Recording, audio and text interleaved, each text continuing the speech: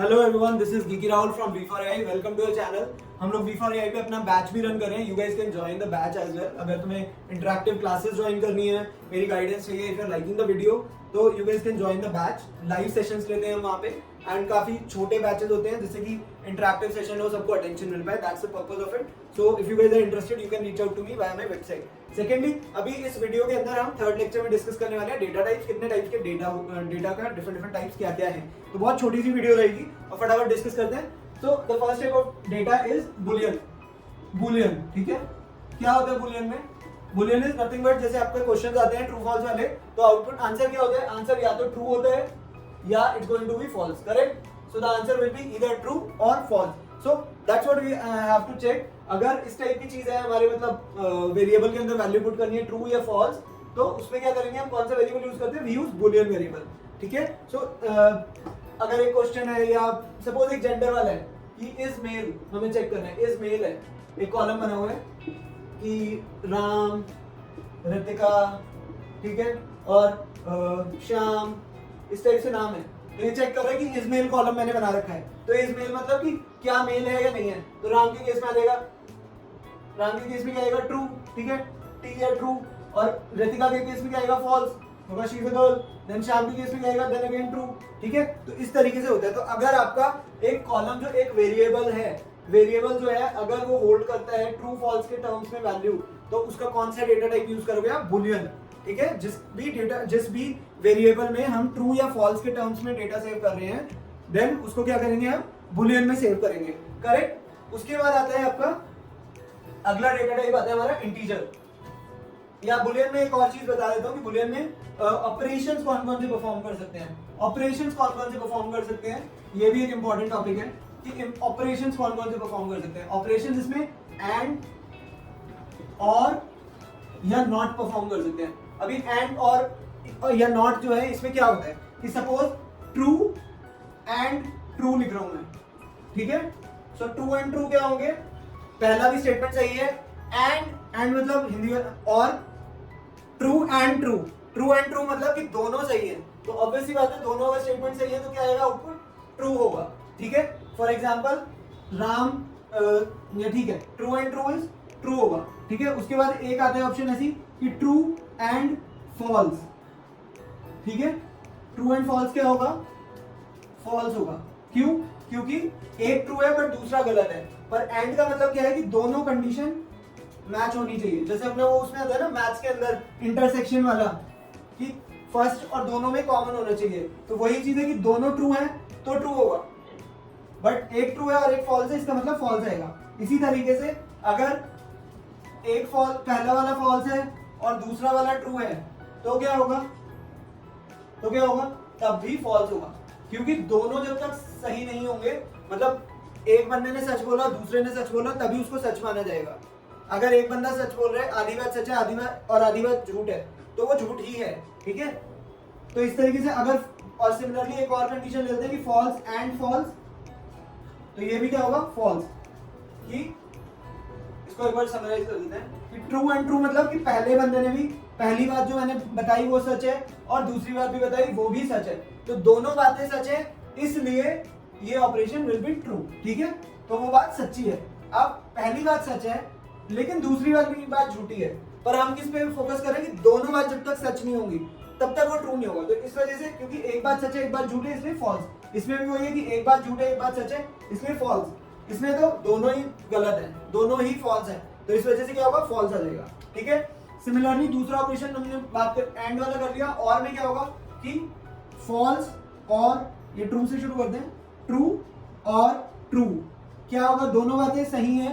तो मैं कह रहा हूं कि या तो पहली सच है या दूसरी सच है, और लगा है इंग्लिश वाला, तो और मतलब कि कोई भी दोनों में से एक भी सच है तो हम उसको क्या कहेंगे? सच मान लेंगे, करेक्ट। और अगर एक सच है और दूसरी जो है वो झूठ है, तो क्या होगा? बट हम किसी भी, और लिखा है इंग्लिश में, तो इसका मतलब क्या है कि एक भी सच है ना तो भी हम उसको ट्रू मानेंगे, ठीक है।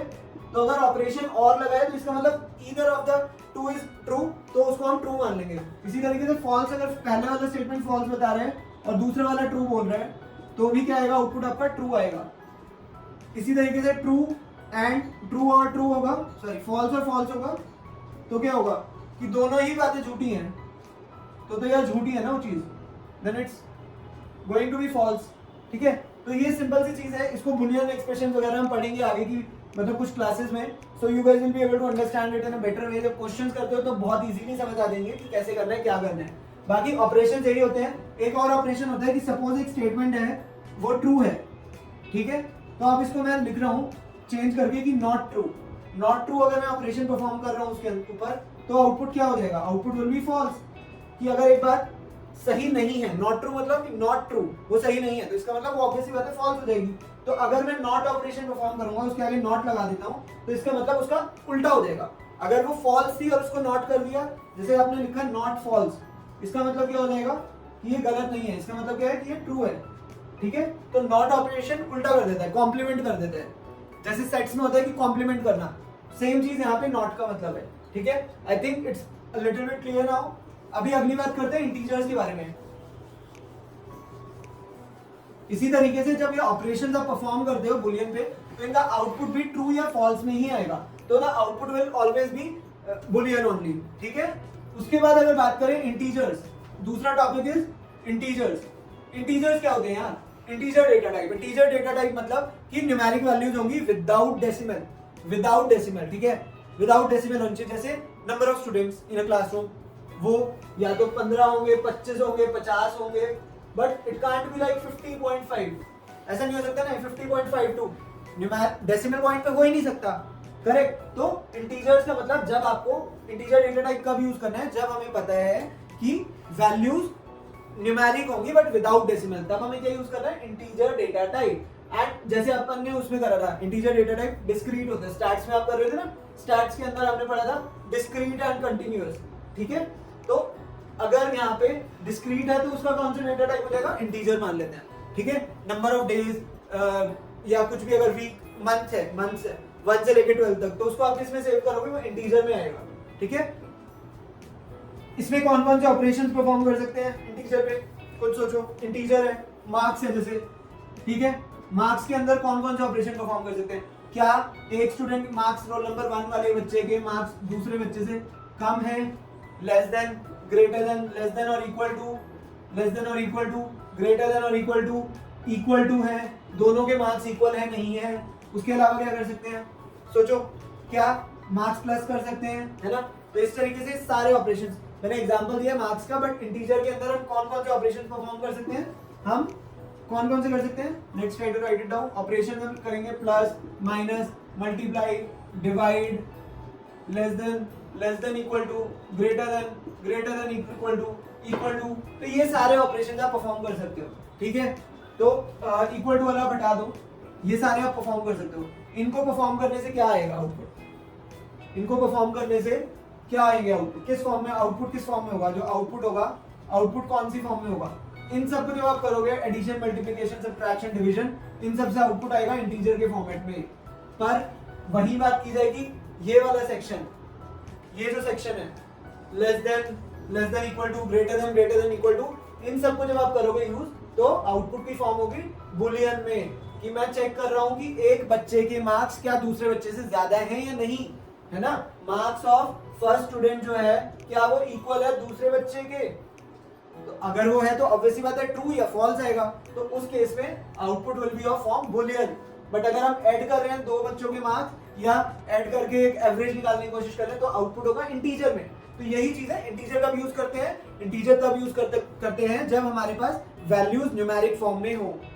Eight that point of time we should use the variable integer. ठीक है, उसके बाद आता है कैरेक्टर्स।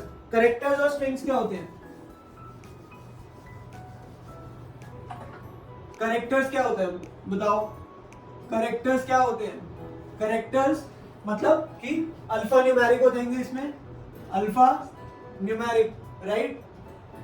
अल्फा न्यूमेरिक मतलब ए बी सी डी इस तरीके से जेड तक, या कैपिटल ए से जेड तक भी हो सकता है, या 0 से लेके 9 तक भी हो सकता है, 0 1 2 3 4 5 6 7 7 8 9। ठीक है, उसके अलावा और भी कुछ हो सकते हैं, यस, स्पेशल कैरेक्टर्स भी हो सकते हैं। अब स्पेशल कैरेक्टर्स क्या होते हैं, जिसको नहीं पता बता देते हैं, जैसे फुल स्टॉप हो गया, सेमीकोलन हो गया, इक्वल टू वगैरह, इक्वल टू तो नहीं बट अंडरस्कोर वगैरह हो गया, ये सब चीजें जो होती हैं, ऐसी और भी स्पेशल कैरेक्टर्स जो होते हैं वो सारे अल्फा कैरेक्टर्स के अंदर आप इंक्लूड कर सकते हो। कैसे? जैसे सपोज मुझे एक चीज का, एक आइटम का नाम लिखना है, ठीक है, तो उसको मैं लिख सकता हूँ कि सपोज एक आर्टिकल है, मैंने शूज लेके आया कैंपस के एंड उसका आर्टिकल है ग्रेड 101, या इवन एक कोर्स है, ठीक है, स्टैनफोर्ड का एक कोर्स है CS 321, ठीक है। तो हमने क्या क्या करा इसमें, एक करेक्टर भी आया, न्यूमेरिकल भी आया, तो इस वजह से क्या बोलते हैं, ये करेक्टर टाइप में भी डाल सकते हो आप इसको। तो इस तरीके से चीजें चलती हैं।